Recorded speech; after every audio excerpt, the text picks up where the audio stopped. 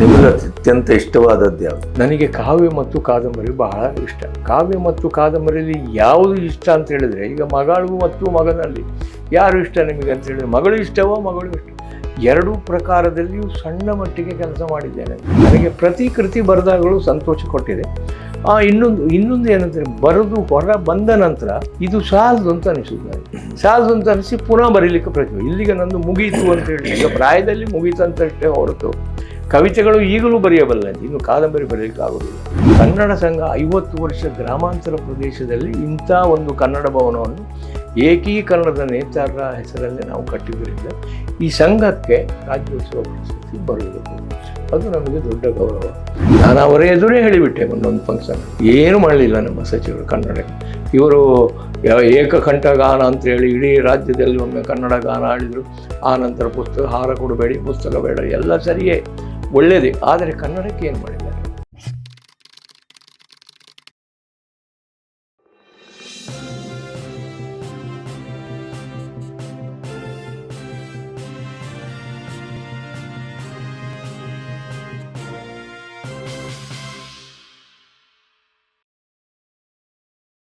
ಆನಂತರ 2 ವರ್ಷದ ಹಿಂದೆ ನೀಲ ಆಕಾಶ ಅಂತೇಳಿ ಸುಮಾರು 2-3 ವರ್ಷದ ಹಿಂದೆ ಒಂದು ದೊಡ್ಡ ಸಂಪುಟ ಬಂದಿದೆ. ಸುಮಾರು ಒಂದು 800 ಪುಟ ಕವನ ಸಂಕಲನವನ್ನು ಅಷ್ಟು ಮಾಡುವವರಿಲ್ಲ. ಇನ್ನು ಆಶ್ಚರ್ಯ ಅಂದರೆ, GS ಶಿವರುದ್ರಪ್ಪ ಮತ್ತು ನನ್ನ ಕವಿತೆಗಳನ್ನು DN ಶ್ರೀನಾಥರು ಹಿಂದಿಗೆ ಅನುವಾದಿಸಿ, ಅಲ್ಲಿಯೋ ಪಂಜಾಬ, ಉತ್ತರ ಪ್ರದೇಶವೋ ಯಾವುದೋ ಒಂದು ಇದರಿಂದ ಅದನ್ನು ಪ್ರಕಟ ಮಾಡಿದ್ದಾರೆ. ಆದರೆ ಹಿಂದಿಯ ಮತ್ತು ಬೇರೆ ಭಾಷೆಗಳ ದುರಂತ ಏನಂದರೆ, ಪ್ರತಿಗಳನ್ನು ಕೊಡುವುದಿಲ್ಲ. ಅವರು 10 ಪ್ರತಿ ಕೊಟ್ಟಿದ್ದಾರೆ ಅಂತ, ನನಗೊಂದು 5 ಪ್ರತಿ ಥರ ಕೊಟ್ಟಿದ್ದಾರೆ. ನನಗೆ ಹಿಂದಿ ಬರುವುದಿಲ್ಲ. ಹಾಗಾಗಿ ಕೇಂದ್ರ ಸಾಹಿತ್ಯ ಅಕಾಡೆಮಿಯ ಭಾಷಾ ಭಾರತಿ ಏನೋ ಉಂಟದು, ಅದರಲ್ಲಿಯೂ ನನ್ನ ಪದ್ಯಗಳು ಹಿಂದಿಯಲ್ಲಿ ಬಂದಿವೆ. ಅದೆಲ್ಲ ನಮ್ಮ ಶ್ರೀನಾಥರ ಪ್ರೀತಿ, ನಿಮಗೆ ಗೊತ್ತಲ್ಲ, ಒಳ್ಳೆ ಟ್ರಾನ್ಸ್ಲೇಟರ್ ಅವರು. ಹಾಗೆ ಸಾಹಿತ್ಯದಲ್ಲಿ ತೆಲುಗು, ತಮಿಳು, ತೆಲುಗಿನಲ್ಲಿ ಮರಾಠಿಯಲ್ಲಿ ಬಂದಿದೆ. ಉಮಾ ಕುಲಕರ್ಣಿ ಅವರು ಮಾಡಿದ್ದಾರೆ. ಕಾರಂತರ ಪುಸ್ತಕಗಳನ್ನು ಭೈರಪ್ಪನವರವರು ಮಾಡಿದವರು, ಉಲ್ಲಂಘನೆಯನ್ನೇ ಮಾಡಿದ್ದು. ಮತ್ತು ಇನ್ನೊಬ್ಬರು ತೆಲುಗಿನ ಹವ್ಯಾಸಿ ಅನುವಾದಕರು ಬಂದಿದ್ದಾರೆ ಅವರು. ಮತ್ತು ಸುಧಾದಲ್ಲಿ ಅಲ್ಲ, ಪ್ರಜಾವಾಣಿಯಲ್ಲಿ ಅಥವಾ ಸುಧಾದಲ್ಲಿ ಏನೋ ಒಂದು ಗಿಫ್ಟ್ ಅಂತ ಕೊಡ್ತಾರೆ ಅವರು, ಮೊದಲು ಕಾದಂಬರಿಗಳು ಕೊಡ್ತಾರೆ. ಅದು ಒಂದು ತೊಟ್ಟಿ ಅಂತ ಬಂದಿತ್ತು. ಆ ತೊಟ್ಟಿಯನ್ನು ಇದು ಚತುರ ಅಂತ ಒಂದು ಪತ್ರಿಕೆ, ತೆಲುಗಿನ ಪತ್ರಿಕೆಯಲ್ಲಿ, ನೆಲ್ಲ ಮೇಲೆ ಭಾಸ್ಕರ್ ರಾವ್ ಅಂತ ಇಡೀ ಒಂದು ಸಂಚಿಕೆಯಲ್ಲಿ ಅವರು ಅನುವಾದ ಮಾಡಿ ಹಾಕಿದ್ದಾರೆ. ಇನ್ನೊಬ್ಬರು ಯಾರೋ ನನಗೆ ಪಕ್ಕ ನೆನಪು ಬರುವುದಿಲ್ಲ, ಅವರು ಉಲ್ಲಂಘನೆಯನ್ನು ತೆಲುಗಿಗೆ ಮಾಡಿದ್ದಾರೆ. ಹಾಗೆ ಮರಾಠಿಯಲ್ಲಿ, ತೆಲುಗಿನಲ್ಲಿ, ಇಂಗ್ಲೀಷಿನಲ್ಲಿ ಆ 3 ತಮಿಳಿಗಿಲ್ಲ. ತಮಿಳಿಗೆ ಟೆಸ್ಟ್ ಆಗಿಲ್ಲ, ಇಲ್ಲ, ತಮಿಳಿಗೆ ಯಾವುದು ಆಗ. ಆ ತಮಿಳಿನಲ್ಲಿ ಪದ್ಯಗಳು SSLCಯಲ್ಲಿಯೂ ನನ್ನ ಪದ್ಯ ಇದೆ. SSLCಯಲ್ಲಿ ನನ್ನ ಪದ್ಯ ಇದೆ. ತಮಿಳು ಅಂದರೆ ಕನ್ನಡದಲ್ಲಿ, ತಮಿಳು ಭಾಷೆಗಲ್ಲ, ಅಲ್ಲಿಯ ಕನ್ನಡ ಮೀಡಿಯಂ ಮಡ್ರಾಸಿನಲ್ಲಿ ಇದ್ದರೆ ಮಾಡಿದ್ದಾರೆ. ಎಲ್ಲ ಕಡೆಯಿಂದಲೂ ನನಗೆ ಪ್ರೋತ್ಸಾಹಗಳು ಸಿಕ್ಕಿದೆ. ಸುಮ್ಮನೆ ನಾನು ಒಂದು ಹಳ್ಳಿ ಮೂಲೆಯಲ್ಲಿದ್ದ 72 ಕೃತಿ ನಾನು ಲೆಕ್ಕ ಮಾಡಲಿಲ್ಲ. ನನಗೆ ಕೃತಿಗಳ ಸಂಖ್ಯೆ ಬಹಳ ಮುಖ್ಯ ಅಲ್ಲ ಅಂತ. ನಿಮಗೆ ಅತ್ಯಂತ ಇಷ್ಟವಾದದ್ದು ಯಾವುದು ಇದರಲ್ಲಿ? ನನಗೆ ಕಾವ್ಯ ಮತ್ತು ಕಾದಂಬರಿ ಬಹಳ ಇಷ್ಟ. ಕಾವ್ಯ ಮತ್ತು ಕಾದಂಬರಿಯಲ್ಲಿ ಯಾವುದು ಇಷ್ಟ ಅಂತ ಹೇಳಿದರೆ, ಈಗ ಮಗಳು ಮತ್ತು ಮಗನಲ್ಲಿ ಯಾರು ಇಷ್ಟ ನಿಮಗೆ ಅಂತ ಹೇಳಿದರೆ, ಮಗಳು ಇಷ್ಟವೋ ಮಗಳು ಇಷ್ಟ. ಎರಡೂ ಪ್ರಕಾರದಲ್ಲಿಯೂ ಸಣ್ಣ ಮಟ್ಟಿಗೆ ಕೆಲಸ ಮಾಡಿದ್ದೇನೆ ಅಂತ. ಕಾವ್ಯ ಕೊಡುವ ಆನಂದವೇ ಬೇರೆ, ಕಾದಂಬರಿ ಕೊಡುವ ಆನಂದವೇ. ಸಾಹಿತ್ಯ ಸೃಷ್ಟಿ, ಕ್ರಿಯೇಟಿವಿಟಿ ಅಂತ ಹೇಳಿದರೆ ನಮ್ಮ ಜೀವನದಲ್ಲಿ ಅತ್ಯಂತ ಸುಖ ಕೊಡುವ, ನಿಮಗೆ ಮುಜುಗರ ಆಗ್ಬೋದು, ಸುಖ ಕೊಡುವ ಅದು ಅಂದರೆ ಸ್ಪರ್ಶ ಸುಖ. ಸ್ಪರ್ಶ ಸುಖಕ್ಕಿಂತ ಮನುಷ್ಯನಿಗೆ ಏನಿಲ್ಲ. ನಿಮ್ಮನ್ನು ಹೆಗಲಿಗೆ ಬೆನ್ನು ತಟ್ಟೋದಾಗಲಿ, ಅಥವಾ ನಿಮ್ಮನ್ನು ಅಪ್ಪಿ ಹಿಡಿದುಕೊಂಡು ಆಗಲಿ, ಅಥವಾ ಬೇರೆ ಅದು ಈವನ್ ಸಂಭೋಗ ಆಗಲಿ, ಸ್ಪರ್ಶ ಸುಖದಕ್ಕಿಂತ ಮೇಲಿನ ಸುಖ ಇಲ್ಲ. ಆದರೆ ನನ್ನ ಅನುಭವದಲ್ಲಿ ಎಲ್ಲ ಸುಖಕ್ಕಿಂತ ಮೀರಿದ್ದು ಕ್ರಿಯೇಟಿವಿಟಿ. ನೀವೊಂದು ಬರೆದಾಗ ಒಳ್ಳೆ ಪದ್ಯ ಬರೀರಿ, ಅಥವಾ ನೀವೊಂದು ಒಳ್ಳೆ ಇದನ್ನು ಬರೀರಿ, ಪುಸ್ತಕ ಬರೀರಿ, ಅಥವಾ ನೀವೊಂದು ಅದು ಏನೋ ಮೊನೋಗ್ರಾಫಿಯ ಏನೋ ಬರೀತೀರಲ್ಲ, ಆಗ ನಿಮಗೆ ಸಿಕ್ಕುವ ಸುಖ ಶಾಶ್ವತ. ಮತ್ತು ಹಾಗೆ ನನಗೆ ಪ್ರತಿ ಕೃತಿ ಬರೆದಾಗಲೂ ಸಂತೋಷ ಕೊಟ್ಟಿದೆ. ಇನ್ನೊಂದು ಏನಂದರೆ, ಬರೆದು ಹೊರ ಬಂದ ನಂತರ ಇದು ಸಾಲದು ಅಂತ ಅನಿಸೋದು. ನನಗೆ ಸಾಲದು ಅಂತ ಅನಿಸಿ ಪುನಃ ಬರೀಲಿಕ್ಕೆ ಪ್ರಯತ್ನ. ಇಲ್ಲಿಗೆ ನಂದು ಮುಗೀತು ಅಂತೇಳಿ, ಈಗ ಪ್ರಾಯದಲ್ಲಿ ಮುಗೀತು ಅಂತಷ್ಟೇ ಹೊರತು ಕವಿತೆಗಳು ಈಗಲೂ ಬರೆಯಬಲ್ಲ, ಇನ್ನು ಕಾದಂಬರಿ ಬರೀಲಿಕ್ಕೆ ಆಗೋದಿಲ್ಲ. ಅದರ ಕ್ಯಾನ್ವಾಸು ದೊಡ್ಡದಿರ್ತದೆ, ನೆನಪು ಬರುವುದಿಲ್ಲ, ಮತ್ತು ಕೈ ಸಹಕರಿಸುವುದಿಲ್ಲ. ನನಗೆ ಕಂಪ್ಯೂಟರ್ ಇತ್ಯಾದಿ ಬರುವುದಿಲ್ಲ, ನಾನು ಕೈಯಲ್ಲೇ ಬರೆಯುವುದು ಅದನ್ನು. ಮತ್ತು ನಾನು DTP ಮಾಡೋರು, ನಮ್ಮ ಹುಡುಗಿ ಮಾಡ್ತಾಳೆ, ಬೇರೆ ಪ್ರೇಮ ಬಾರ್ಕೂರ್ ಅಂತ ಬಾರ್ಕೂರಲ್ಲಿ ಒಬ್ಬಳು ಮಾಡ್ತಾರೆ, ಹಾಗೆ ಬೇರೆ ಬೇರೆಯವ್ರ ಹತ್ರ ಮಾಡಿಸೋದು. ಮತ್ತು ಹಾಗೆ ಮಾಡಿ ಸ್ವಂತವಾಗಿ ನಾನು ಕಂಪ್ಯೂಟ್ರಲ್ಲಿ ಮಾಡಲಿಕ್ಕೆ ಬರ್ತಿದ್ರೆ ಪ್ರಯೋಜನ ಆಗ್ತಿತ್ತೇನೋ, ಅದು ಆಗೋದಿಲ್ಲ. ಮತ್ತು ಅದನ್ನು ಪ್ಲ್ಯಾನ್ ಹಾಕುವುದು ಸಮೇತ ಕಡಿಮೆ. ನಿಮಗೆ ಆಶ್ಚರ್ಯ ಆಗ್ಬೋದು, ಭೈರಪ್ಪ ಭಾಳ ದೊಡ್ಡವರು, ಅದಕ್ಕೆ 2 ಮಾತ್ರ ಇಲ್ಲ. ನನಗೊಂದು ಫ್ಲ್ಯಾಶ್ ಆದರೆ 1 ತಿಂಗಳು 2 ತಿಂಗಳು ಕಾಡ್ತದೆ, ಇಂಥ ಕತೆ ಆಗ್ಬೋದು ಅಂತ. ಆಯ್ತು, ಅದು ಹಾಕಿದ ನಂತರ ದಿಢೀರಾಗಿ ಬರೀಲಿಕ್ಕೆ ಕೂತ್ಕೊಳ್ತಾ ಹೋಗಿ ಬರಿತಾ ಪುಟಗಳ ಮಿತಿಯೂ ಇಲ್ಲ. ಒಂದೊಂದು ಕಾದಂಬರಿಯಲ್ಲಿ ವಿಚಿತ್ರ ಅಂದರೆ, ಒಂದು ಅಧ್ಯಾಯ 15 ಪುಟ ಆದರೆ 2ನೇ ಅಧ್ಯಾಯವು 15, 14, 15, 3ನೇ ಅಧ್ಯಾಯವು ಹಾಗೆ, ಕೆಲವುದಲ್ಲಿ 20 ಆದರೆ ಎಲ್ಲವೂ 20. ಆ ರೀತಿಯ ಒಂದು ಫ್ಲೋ ನನ್ನ ಕಾದಂಬರಿಗಳಲ್ಲಿ ಇದೆ. ಕವಿತೆಯೂ ಹಾಗೆ. ಕವಿತೆ ನೀವು ಇದೊಂದು ಮಧ್ಯರಾತ್ರಿಗೆ ಸಡನ್ ಎಚ್ಚರಿಯಾಗಿ ಒಂದು ಲೈನ್ಸ್ ನನಗೆ ಅಲ್ಲೇ ಪೆನ್ನು ಒಂದು ನೋಟ್ಬುಕ್ಕು ಇಟ್ಟುಕೊಳ್ತೇನೆ, ಆ ಒಂದು ಲೈನು ಪುನಃ ಮಲಗೋದು, ಮರುದಿವಸ ಅದನ್ನು ಮುಂದುವರಿಸೋದು. ಈ ರೀತಿಯದು ಅಂದರೆ ಕ್ರಿಯೇಟಿವಿಟಿ ಎಂಬುವಂಥದ್ದು ಹೇಗೆ ನಮ್ಮಲ್ಲಿ ಆಗ್ತದೆ ಅಂತ ಹೇಳೋದು ನನಗೆ ಇಷ್ಟವರೆಗೂ ಗೊತ್ತಿಲ್ಲ. ಹಾಗಾಗಿ ಅದು ಇಟ್ ಹ್ಯಾಪನ್ಸ್ ಅಂತ ಹೇಳೋದು, ಅದರಷ್ಟಕ್ಕೆ ಅದು ಆಗ್ತದೆ. ಅದು ದೇವರು ಅಂತ ಹೇಳುವವರ ಗಿಫ್ಟ ಅಥವಾ ಪ್ರಕೃತಿಯ ಕೊಟ್ಟ ಗಿಫ್ಟ ನನಗೆ ಅರ್ಥ ಆಗೋದಿಲ್ಲ. ಅಂತೂ ನಾನು ಸ್ವಲ್ಪ ಕೆಲಸ ಮಾಡಿದ್ದೇನೆ ಅಂತ ಸಂತೋಷ ಉಂಟು ನನಗೆ. ಭಾಳ ದೊಡ್ಡ ಇನ್ನೊಬ್ಬರಿಗೆ ಹೋಲಿಸಿಕೊಳ್ಳಿಕ್ಕೆ ಹೋಗೋದಿಲ್ಲ ನಾನು, ಅವರ ಹಾಗೆ ಆಗಬೇಕು, ಇವರ ಹಾಗೆ ಆಗಬೇಕು ಅಂತ. ಮೊಗಸಾಲೆ ಅಂದರೆ ಮೊಗಸಾಲೆ ಅಷ್ಟೇ ಆಗಬೇಕು. ಸಂಘದ ವಿಚಾರದಲ್ಲಿ ಅಷ್ಟೇ. ನಾವು ಇನ್ನೊಂದು ಸಂಘಕ್ಕೆ ಸ್ಪರ್ಧೆ ಕೊಡೋದು ನೋಡಿ, ನಮಗೆ ಇಷ್ಟೆಲ್ಲ ಕೆಲಸ ನಾವು ಮಾಡಿದ್ದೇವೆ ಸಂಘದಲ್ಲಿ. ನಿಮಗೆ ಸಂಗತಿ ಹೇಳಲಿಲ್ಲ ನಾನು ಏನೆಲ್ಲ ಮಾಡಿದ್ದೇವೆ ಅಂತ. ಇಷ್ಟೆಲ್ಲ ನಮಗೆ ಇನ್ನೂ ರಾಜ್ಯೋತ್ಸವ ಬರಲಿಲ್ಲ. ನಮ್ಮ ಶಾಸಕರೇ ಇವರಾಗಿದ್ದರು, ಯಾವುದು ಸಂಸ್ಕೃತಿ ಮಂತ್ರಿ ಆಗಿದ್ದರು. ನಾನು ಹೋಗಿ ಕೇಳಿದೆ, ನೋಡಿ ಇದು ಎಲ್ಲಿವರೆಗಿನ ಅವಮಾನ ಆಗ್ತದೆ ಅಂತಾರೆ. KB ಜಿನರಾಜ ಹೆಗಡೆಯವರು ಕರ್ನಾಟಕ ಏಕೀಕರಣಕ್ಕೆ ಹೋರಾಡಿದ ಒಬ್ಬ ಮನುಷ್ಯ. 1939ರಲ್ಲಿ ಈ ಮಲಬಾರಿನ ಕಾನ್ಸ್ಟಿಟ್ಯೂನ್ಸಿಯಿಂದ ಲೋಕಸಭೆಗೆ ಆಗಿನ ಬ್ರಿಟಿಷರ ಕಾಲದಲ್ಲಿ ಆಯ್ಕೆಯಾದ ಮನುಷ್ಯ. ಅವರ ಹೆಸರಲ್ಲಿ ಕರ್ನಾಟಕ ಸರ್ಕಾರದ ಅನುದಾನದಿಂದಲೇ ಈ ಬಿಲ್ಡಿಂಗ್ ಆಗಿದೆ. ಇದಕ್ಕೆ ಸರ್ಕಾರದಿಂದ ಏನೂ ಇಲ್ಲ. ಆಯ್ತು, ಬೇಡ ರಾಜ್ಯೋತ್ಸವ ಆದರೆ ಕೊಡ್ತಾರೆ. ಮೊದಲು ನನಗೆ ರಾಜ್ಯೋತ್ಸವ ಬರೋ ದುಡ್ಡಿಲ್ಲ, ಖಾಲಿ 20 ಗ್ರಾಮ್ಸ್ ಚಿನ್ನ ಅಂತ ಹೇಳೋದು, ಅದರಲ್ಲಿ ಇರುವುದು 16 ಗ್ರಾಮ್ಸ್. ಮತ್ತು ಒಂದು ದೊಡ್ಡ ಹಾರ, ಅದು ಹಾರಲ್ಲ, ಶಾಲು, ಅದು ಹಾಕಲಿಕ್ಕೆ ಸಾಧ್ಯ ಇಲ್ಲ. ಅಂತ ಹಾರನ್ನು ಎಲ್ಲಿಗೆ ಹಾಕೋದು ನಾವು? ಆನಂತರ ಒಂದು ಟೀಯೇ ಕೊಡ್ತಿದ್ರು ಹೋಗಲಿಕ್ಕೆ, ಅಷ್ಟೇ ಹೊರತು ಮತ್ತೇನಿಲ್ಲ. ಸಂಘಕ್ಕೆ ಕೊಡ್ತಿದ್ರೆ ನಮಗೊಂದು 5 ಲಕ್ಷ ರೂಪಾಯಿ ಬರ್ತದೆ. 5 ಲಕ್ಷ ರೂಪಾಯಿ ಬಂದರೆ ನಾವು ಇನ್ನಷ್ಟು ಆ್ಯಕ್ಟಿವಿಟೀಸು ಮಾಡಲಿಕ್ಕಾಗ್ತದೆ. ನಮ್ಮ ಹತ್ರ ಆರ್ಥಿಕ ಸಂಪನ್ಮೂಲದ ಕೊರತೆ ಇದೆ. ಆದರೆ ಯಾರ್ಯಾರೋ ಸಹಾಯ ಮಾಡ್ತಾರೆ. ಲಾಸ್ಟ್ ಮಿನಿಟಿಗೆ ಕೆಲವರು ಸಹಕರಿಸಿಕೊಂಡಿದ್ದಾರೆ. ನಮಗೆ 3-4 ವರ್ಷದಿಂದ ಒಂದು ಸೂಕ್ಷ್ಮ ನಿಮಗೆ ಹೇಳ್ತಾನೆ ಹೇಗಿರ್ತದೆ. 4 ವರ್ಷದಿಂದ ಯಾವುದೇ ಬ್ಯಾಂಕು ಅಡ್ವರ್ಟೈಸ್ಮೆಂಟ್ ಕೊಡೋದಿಲ್ಲ. ನಾನು ಒಬ್ಬರು ಅದರ ಪ್ರೆಸಿಡೆಂಟ್, CEO ಮತ್ತು ಪ್ರೆಸಿಡೆಂಟ್, ಅದು ಇವರು ಹೇಳಿದಾಗೆ ಅವ್ರಿಗೆ ಸುಮ್ಮನೆ ಒಂದು ಫೋನ್ ಮಾಡಿದೆ, ಸರ್ ನಿಮ್ಮ ಕರ್ನಾಟಕ ಬ್ಯಾಂಕ್ ಈಗ ನಮ್ಮ ಪಾಲಿಗೆ ಇಲ್ಲ ಆಯ್ತಲ್ಲ, ನೀವೆಲ್ಲರೂ ಯಾರು ಹೇಳಿದಿಲ್ಲ ಅಂತೇಳಿ, ನೀವು ಅರ್ಜಿ ಕೊಡಲಿಲ್ಲ. ಅರ್ಜಿ ನಮಗೆ ಕೊಡೋದಿಲ್ಲ, ಅವ್ರು ಕಳಿಸಿದ್ದೀವಿ. ಇದು 22 ಮಾರ್ಚ್ 22. ಈಗಲೇ ಟೈಪ್ ಮಾಡಿ ಹಾಕಿ ರಿಕ್ವೆಸ್ಟ್ ಲೆಟ್ರ್, ನನಗೊಂದು ಕಾಪಿ ಹಾಕಿ ಹೇಳಿದರು. 22ಕ್ಕೆ ಬಂದು ಇವಳ ಹತ್ರ ಹೇಳಿ ಮಾಡಿ ಸ್ಪೀಡ್ ಪೋಸ್ಟ್ ಮಾಡಿ ಕಳಿಸಿದೆವು. 23ಕ್ಕೆ ತಲುಪಿದ, 24ಕ್ಕೆ ಗೊತ್ತಿಲ್ಲ. ಇವರಿಗೆ ಹೇಳಿದೆವು, ಅವ್ರು ಮಾತಾಡಲಿಲ್ಲ. ಮೊನ್ನೆ 28ಕ್ಕೆ ನಮ್ಮ ಇದು ಸ್ಯಾಂಕ್ಷನ್ ಆಗಿ ದುಡ್ಡು ಬಂದಾಯಿತು. ಅಂದರೆ ಯಾವ ರೀತಿ ಅದು ಆಗ್ತದೆ ಅಂತ ಅವರಿಗೆ ನಾನು ಫೋನ್ ಮಾಡಿದರೆ ನಮಗೆ 25,000 ಬಂತು. ಫೋನ್ ಮಾಡದಿದ್ದರೆ 25,000 ಇದ್ದಿಲ್ಲ. ಅಂದರೆ ಬುದ್ಧಿವಂತಿಕೆಯಿಂದ ಅದಲ್ಲ, ಅದು ಇಟ್ ಹ್ಯಾಪನ್ಸ್ ಅಂತ ಹೇಳೋದು. ಕರೆಕ್ಟ್. ಹಾಗೆ ನಮ್ಮ ಸಂಘವೂ ಆದದ್ದು ಹಾಗೆ. ಇದು ಮಾಡಬೇಕು, ಇದು ಲೋಕೋದ್ಧಾರ ಮಾಡ್ತದೆ, ಪುಸ್ತಕ ಪ್ರಕಟಣೆ ಮಾಡ್ತದೆ ಅಂತ ಮಾಡಿದ್ದಲ್ಲ. ಅದು ಅದರಷ್ಟಕ್ಕೆ ಆಯಿತು. ಅದರ ಕ್ರೆಡಿಟ್ ನಮಗೆ ಬಂತಷ್ಟೇ ಹೊರತು ನಾವು ಮಾಡಿದ್ದು ಅಂತ ಬೀಗುವಂಥ ಪ್ರಶ್ನೆ ಇದರಲ್ಲಿ ಏನಿಲ್ಲ. ಒಂದು ಈಗಲೂ ನನಗೆ ಇರುವ ಆಸೆ ಏನಂದರೆ, ಕನ್ನಡ ಸಂಘ 50 ವರ್ಷ ಗ್ರಾಮಾಂತರ ಪ್ರದೇಶದಲ್ಲಿ ಇಂಥ ಒಂದು ಕನ್ನಡ ಭವನವನ್ನು ಏಕೀಕರಣದ ನೇತಾರರ ಹೆಸರಲ್ಲಿ ನಾವು ಕಟ್ಟಿದ್ದರಿಂದ ಈ ಸಂಘಕ್ಕೆ ರಾಜ್ಯೋತ್ಸವ ಪ್ರಶಸ್ತಿ ಬರಬೇಕು. ಅದು ನಮಗೆ ದೊಡ್ಡ ಗೌರವ.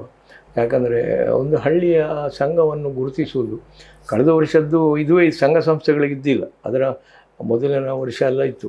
ನಮ್ಮ ಸಂಸ್ಕೃತಿ ಸಚಿವರಾಗಿದ್ದಾಗ ಕಾಂಗ್ರೆಸ್ ಸರ್ಕಾರ ಸಿದ್ದರಾಮಯ್ಯ ಬಂದ ನಂತರ ಇವರು ಪಾಪ ನಮ್ಮ ಶ್ರೀಧರಗೌಡರು, ತೀರ್ಥಹಳ್ಳಿಯ ಶ್ರೀಧರಗೌಡರು ತುಂಬ ಪ್ರಯತ್ನ ಮಾಡಿದ್ದಾರೆ. ಆದರೆ ಅದರ ಪ್ರಭಾವ ವಸೀಲಿ ಹೇಗೆ ಮಾಡಬೇಕಂತ ನಾವು ಇಲ್ಲಿ ಕೂತವರಿಗೆ ಗೊತ್ತಾಗ್ತದೆ, ಅದು ನಮ್ಮ ಕೈಯಲ್ಲಿ ಇಲ್ಲ. ಆದರೆ ಅದನ್ನು ಶಿಫಾರಸು ಮಾಡುವವರು ಇಲ್ಲ. ಹಾಗಾಗಿ ಕರ್ನಾಟಕದಲ್ಲಿ ಒಂದು 3 ವಿದ್ಯಾವರ್ಧಕ ಸಂಘ ಬಿಡಿ, ಅದು ಭಾಳ ದೊಡ್ಡದು, ಅದರ ಎದುರು ನಾವು ಏನಲ್ಲ. ಈವನ್ ಬೆಂಗಳೂರಲ್ಲಿ ಉಂಟೇನ ಇಂಥ 50 ವರ್ಷ ಆದ ಸಂಘ ಸಂಸ್ಥೆಗಳು. ಹಾಗಾಗಿ ಆದರೆ ಏನಾದರೂ ಸಂತೋಷ ಉಂಟು ನಮಗೆ. ಈಗ ಬಾರದಿದ್ದರೂ ನಾವೇನಾದ್ರಿಂದ ಕೊರಗುವಂಥದ್ದು ಬಂದರೆ ಪ್ರಶಸ್ತಿಗಿಂತಲೂ ನಮಗೆ ಏನಂದರೆ ನಾವು ಮಾಡುವ ಕೆಲಸಕ್ಕೆ ದುಡ್ಡು ಬೇಕು. ಈಗ ನೋಡಿ, ನಮ್ಮ ವಾಶ್ರೂಮು ಎಲ್ಲ ಕೆಲವು ಸರಿ ಇಲ್ಲ. ಅದಕ್ಕೊಂದು ಅರ್ಜಿ ಕೊಟ್ಟೆ, 5 ಲಕ್ಷ ರೂಪಾಯಿ ಕೊಡಿ, ಎಲ್ಲ ವಾಶ್ರೂಮ್ಗಳು ಇದು 2003ರಲ್ಲಿ ಮಾಡಿದ್ದು ಸರಿ ಇಲ್ಲ, ಬೇರು ಬಿದ್ದಿದೆ ಟಾಯ್ಲೆಟಿನ ಇದು ಹೋಗುವಲ್ಲಿ ಬೇರೆಲ್ಲ ಬಂದು ನೀರು ಪಾಸಾಗೋದಿಲ್ಲ, ಅದಕ್ಕೆಲ್ಲ ಇದಾಗಿದೆ, ಕಷ್ಟ ಆಗ್ತದೆ, ಹೆಂಗಸರು ಅವರು ಇವರು ಬರ್ತಾರೆ. ಯಾವುದನ್ನು ಕೇಳಲಿಲ್ಲ ಸಚಿವರು. ನಾನು ಅವರ ಎದುರೇ ಹೇಳಿಬಿಟ್ಟೆ ಒಂದೊಂದು ಫಂಕ್ಷನಲ್ಲಿ. ಏನೂ ಮಾಡಲಿಲ್ಲ ನಮ್ಮ ಸಚಿವರು ಕನ್ನಡಕ್ಕೆ. ಇವರು ಏಕಕಂಠ ಗಾನ ಅಂತೇಳಿ ಇಡೀ ರಾಜ್ಯದಲ್ಲಿ ಒಮ್ಮೆ ಕನ್ನಡ ಗಾನ ಆಡಿದರು. ಆನಂತರ ಪುಸ್ತಕ ಹಾರ ಕೊಡಬೇಡಿ, ಪುಸ್ತಕ ಬೇಡ, ಎಲ್ಲ ಸರಿಯೇ ಒಳ್ಳೆಯದೇ, ಆದರೆ ಕನ್ನಡಕ್ಕೆ ಏನು ಮಾಡಿದ್ದಾರೆ? ಏನು ಮಾಡಲಿಲ್ಲ. ಆನಂತರ ಇನ್ನೊಂದು ಯಾವುದೋ ಸಮಿತಿಗೆ ನನಗೆ ಹಾಕಿದರು, ನೀವು ನಿಮ್ಮನ್ನಲ್ಲಿ ಹಾಕಿದ್ದೇನೆ ಬನ್ನಿ ಮಲ್ಲೇಪುರಂ ಸಂಸ್ಕೃತಿಗೆ ಅಂತದೋ ಒಂದು ಸಮಿತಿ ಮಾಡಿ ಹಾಕಿದರು. ನಾನು ಬರೋದಿಲ್ಲ ಸಾಟರ್ಡೆ, ನಾನು ಹೋಗಲಿಲ್ಲ. ಈಗ ನಾನು ಬೆಂಗಳೂರಿಗೆ ಬರುವ ಸ್ಥಿತಿಯಲ್ಲೇ ಇಲ್ಲ, ಆರೋಗ್ಯ ಇಲ್ಲ, ನನಗೆ ಡಿಸ್ಕಿನ ಪ್ರಾಬ್ಲಮ್ ಉಂಟು, ಲಾಂಗ್ ಜರ್ನಿ ಮಾಡಲಿಕ್ಕಾಗೋದಿಲ್ಲ, ಕಾರಲ್ಲೇ ಹೋಗೋದು, ಬರಲಿಕ್ಕಾಗೋದಿಲ್ಲ. ಮತ್ತು ಇನ್ನು ಯಾವುದೇ ನಿರೀಕ್ಷೆಗಳಿಲ್ಲ ನನಗೆ. ನಿರೀಕ್ಷೆಗಳು ಇನ್ನು ಸಂತೋಷ ಕೊಡುವಂಥ, ಈಗ ನನ್ನ ದೃಷ್ಟಿಯಲ್ಲಿ ನನಗೆ ಸಂತೋಷ ಸಾಕಷ್ಟು ಆಗಿದೆ. ಇನ್ನು ಇದಕ್ಕಿಂತ ಮಿಕ್ಕಿದ ಸಂತೋಷ, ಕೇಂದ್ರ ಸಾಹಿತ್ಯ ಅಕಾಡೆಮಿ ಒಂದು ಆಸೆ ಇತ್ತು ಉಲ್ಲಂಘನೆಗೆ, ಅದಕ್ಕೆ ನಮ್ಮವರೇ ಒಬ್ಬರು ಅಡ್ಡ ಕಾಲ ಹಾಕಿದರು. ಅದು ಒಂದು ಕಥೆ ಉಂಟು, ಅದು ನಾನು ಹೇಳೋದು ಒಳ್ಳೆಯದಲ್ಲ. ಸಾಹಿತಿಗಳೇ ಒಬ್ಬರು ಮುಗಿಸಲವರಿಗೆ ಕೊಡಬೇಡಿ, ಅವ ಬ್ರಾಹ್ಮಣ ಬಂಟಂದು ಎಂತ ಬರೆಯೋದು ಅಂತ ಅಲ್ಲಿ ಒಬ್ಬರು ಬಂಟ ಸದಸ್ಯ ಇದ್ದವರು ಅಡ್ಡ ಕಾಲಿಟ್ಟರು. ಅದು ನನಗೆ ಮತ್ತೆ ನಾನು ಮಾಡಿದೆ ಅಂತ ಅದನ್ನು ಹೇಳಿದ್ದೆ ಅಲ್ಲಿವರೆಗೆ, ನಾನು ನಿಮಗೆ ಬಾರದ ಹಾಗೆ ಮಾಡಿದೆ ಅಂತ. ಅದು ಇದು ಎಲ್ಲಿವರೆಗಿನ ವಿಷಯ. ದೊಡ್ಡ ಜನ ಅವರು, ನಾನು ಹೆಸರೆಲ್ಲ ಹೇಳುವುದಿಲ್ಲ ನಿಮಗೆ, ಅದು ಹಾಗೆ ಇಂಥವರೆಲ್ಲ ಇದ್ದಾರೆ.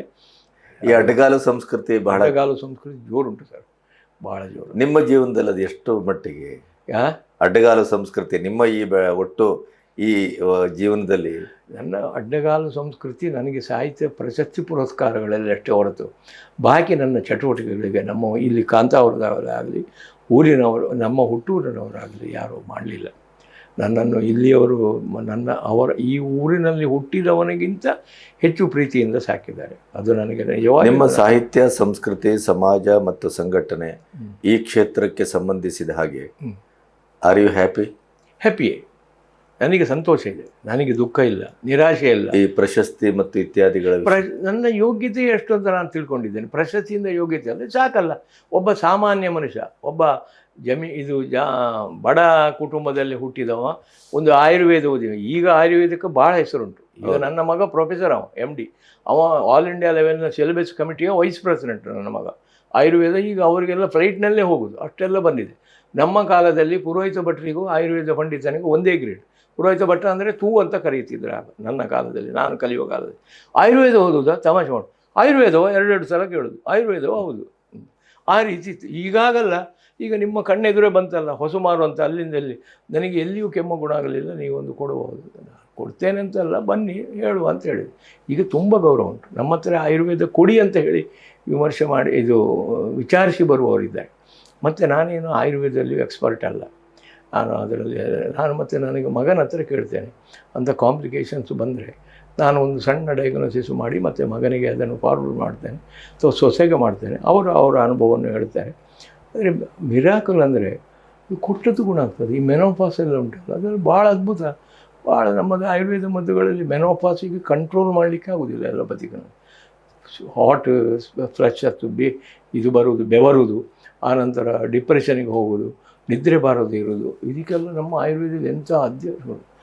ಗಂಟು ನೋವಿಗೆ ಸಮೇತ ಉಂಟು, ಭಾಳ ಅದ್ಭುತವಾದ ಔಷಧ. ಕಿಡ್ನಿಗೆ ಉಂಟು, ಎಡಿಮಕ್ಕೆ ಉಂಟು, ಎಲ್ಲದೂ ಉಂಟು. ಆದರೆ ಕಿಡ್ನಿ ಮತ್ತು ಲಿವರಿಗೆ ಸ್ವಲ್ಪ ಕಷ್ಟ ಉಂಟು ನಮ್ಮಲ್ಲಿ. ಒಂದು ಸ್ವಲ್ಪ ಅಪಾಯ ಏನಂದರೆ ಆಯುರ್ವೇದದಲ್ಲಿ ಭಸ್ಮಗಳು ಪ್ರಯೋಗ ಉಂಟು. ಆ ಚರಕ, ಸುಶ್ರುತ, ವಾಗ್ಭಟ ಎಲ್ಲ ಇದ್ದ ಕಾಲದಲ್ಲಿ ಅದನ್ನು ಬಹಳ ಪರ್ಫೆಕ್ಟಾಗಿ ಶುದ್ಧೀಕರಣ ಮಾಡ್ತಿದ್ರು. ಈಗ ಮಲ್ಟಿನ್ಯಾಷನಲ್ ಕಂಪೆನಿಗಳೆಲ್ಲ ಅವರು ಯಾವ ರೀತಿಯ ಪಾದರಸ ಉಂಟು ನಮ್ಮಲ್ಲಿ. ಪಾದರಸವನ್ನು ಮೆಡಿಕೇಷನ್ ಮಾಡಬೇಕಾದ್ರೆ, ಮೆಡಿಕೇಟೆಡ್ ಅದರದ್ದು ಡ್ರಗ್ ಮಾಡಬೇಕಾದ್ರೆ ಅದಕ್ಕೆ ಶುದ್ಧಿ ಉಂಟು. ಶುದ್ಧಿ ಅಂದರೆ ಅದನ್ನು ಪ್ಯೂರಿಫಿಕೇಷನ್ ಮಾಡೋದು, ಅದು ಸರಿ. ಈಗ ನನಗೆ ನೆನಪರೋದಿಲ್ಲ, ಭಾಳ ಅದ್ಭುತ. ಈ ಹಾಗಲಕಾಯಿಯ ಬೇರಿನ ಕಷಾಯ ಮಾಡಿ ಅದನ್ನು 15 ದಿನ ಇಡಬೇಕು. ದಿನನಿತ್ಯವೂ ಹಾಗಲಕಾಯಿ ಕಷಾಯ, ಅದಕ್ಕೆ ಇದನ್ನು ಹಾಕಬೇಕು. ಆನಂತರ 15 ದಿನ ದನದ ಹಾಲಿನಲ್ಲಿ ಹಾಕಬೇಕು.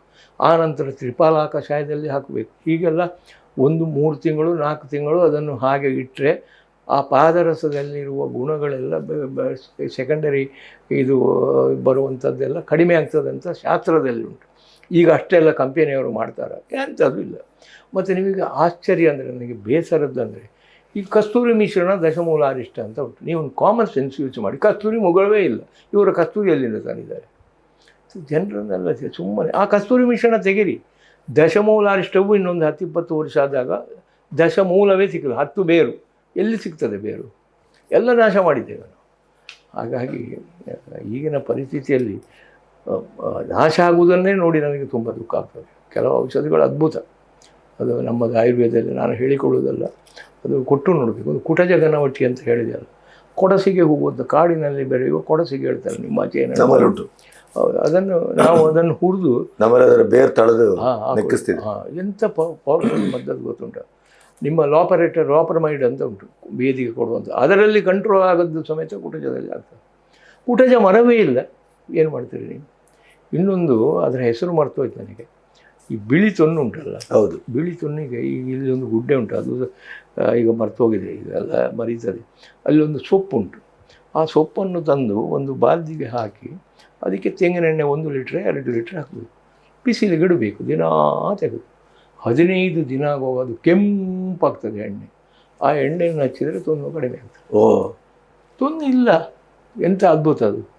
ಅದು ಡೆಫಿಷಿಯನ್ಸಿಯಿಂದ ಬರೋದು, ಆದರೆ ಇದು ಆ್ಯಕ್ಷನ್ ಎಷ್ಟು ಚೆಂದ ಉಂಟು. ಅದನ್ನು ನನ್ನ ಮಗ ಹೋಗಿ ಅಲ್ಲಿಂದ ತಂದು ಪ್ರಾಕ್ಟೀಸ್ ಮಾಡಿ, ಈಗ ಅಲ್ಲಿ ಮರವೇ ಇರಲಿಕ್ಕಿಲ್ಲ.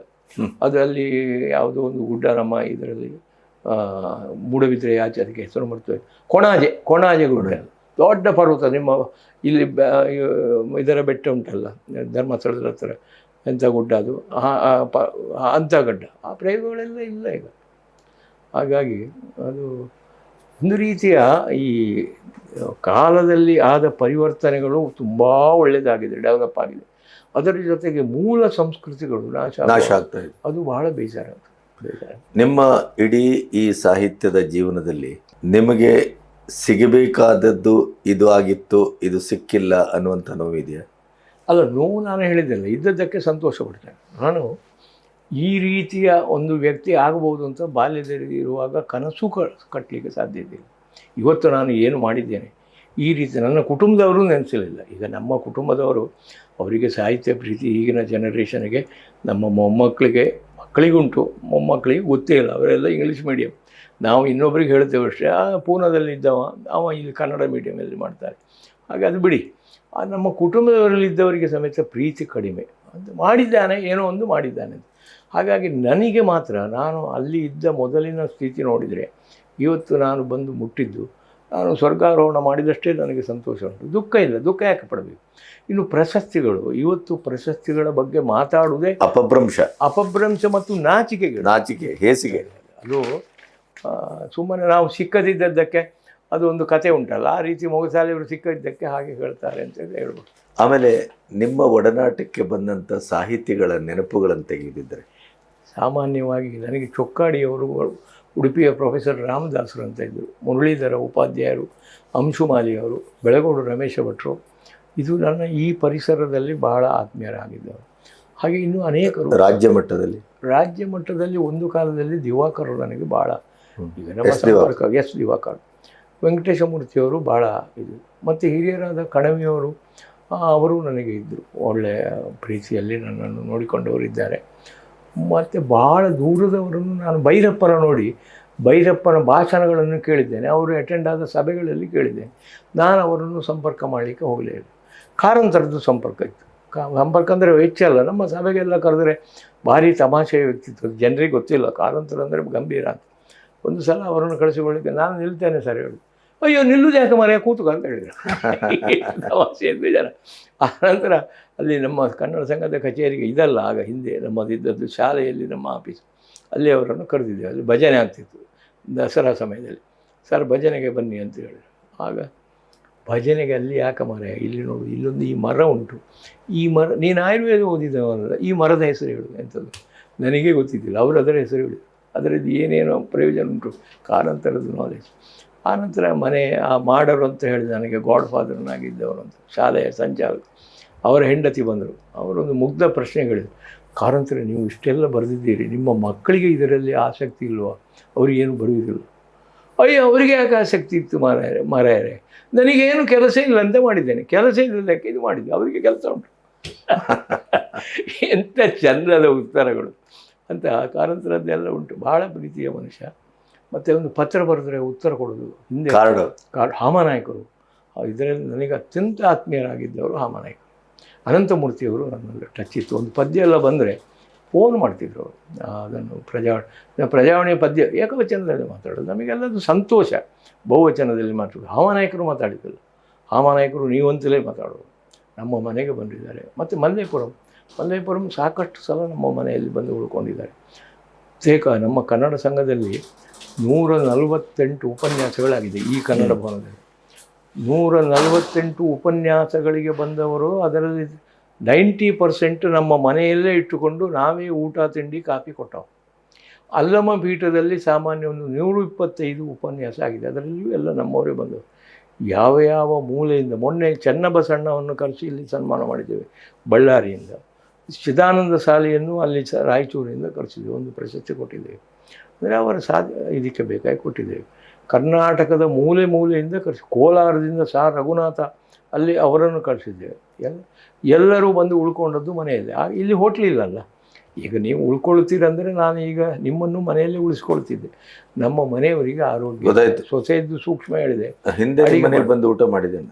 ಹೌದು, ಮಾಡಿದ್ದೀರಿ. ಮತ್ತು ನೀವು ಇದರ ಸಂದರ್ಭದಲ್ಲಿ ಬಂದಿದ್ದೀರಿ, ಬೆಳ್ಳಿ ಹಬ್ಬದ ಸಂದರ್ಭದಲ್ಲಿ ನೀವು ಬಂದು ಆಗ ಭಾಳ ಇದರಲ್ಲಿ ಬಂದಿದ್ದೀರಿ. ಒಂದು ಗೋಷ್ಠಿಯಲ್ಲ, ವೀಗ ನಾಯಕರು ಇವರೆಲ್ಲ ಇದ್ದರಲ್ಲ, ನಮ್ಮ ನಾಡಿ ಸೋಜಾಲ ತುಂಬ ಜನ ಬಂದಿದ್ದಾರೆ. HS ರಾಘವೇಂದ್ರ ರಾಯರೆಲ್ಲ ಬಂದಿದ್ದಾರೆ. ಬಹುತೇಕ ಸಾಹಿತಿಗಳದ್ದು ಸಂಪರ್ಕ ಉಂಟು. ನಿರಂತರ ಸಂಪರ್ಕ ಅಂತ ನಾನು ಇಟ್ಕೊಳ್ಳಲಿಲ್ಲ. ಯಾಕಂದರೆ ನನಗೆ ಬೇಕಾದಾಗ ಅವರು ಸಂಪರ್ಕ ಮಾಡ್ತಾರೆ. ನನ್ನ ಹತ್ರ ನೆಗೆಟಿವ್ ಆಗಿ ವರ್ತಿಸಿದವರು ಇಲ್ಲ.